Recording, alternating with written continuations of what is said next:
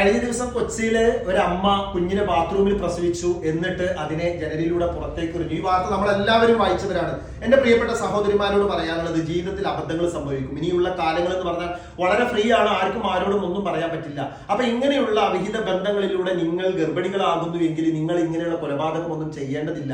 ആ ഒരു ഇൻഫർമേഷൻ ആണ് എനിക്ക് പറയാനുള്ളത്. അമ്മ തൊട്ടിൽ എന്ന് പറയുന്ന സൗകര്യമുണ്ട്. ഒന്നല്ലെങ്കിൽ നിങ്ങൾ ആരും അറിയാതെ പ്രസവിച്ചതിന് ശേഷം അമ്മ തൊട്ടിലിൽ കൊണ്ടുപോയിട്ടുണ്ടെങ്കിൽ അതിനെ സ്വീകരിക്കേണ്ടവർ സ്വീകരിക്കും. അതിനുള്ള ഇൻഫർമേഷൻ അവർക്ക് ഒരു അലാറമിലൂടെ അങ്ങോട്ട് എത്തും. നിങ്ങൾ കൊലപാതകയാകേണ്ട ആവശ്യമില്ല. അതുമല്ല എങ്കിൽ നിങ്ങൾക്ക് മാനസികമായ അസ്വസ്ഥതകളുണ്ട് എങ്കിൽ ഇതിനുള്ള സ്ഥാപനങ്ങളുണ്ട്.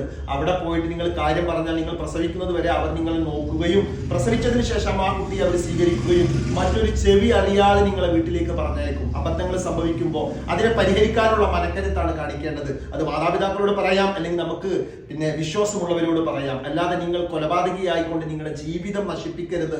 വളരെയധികം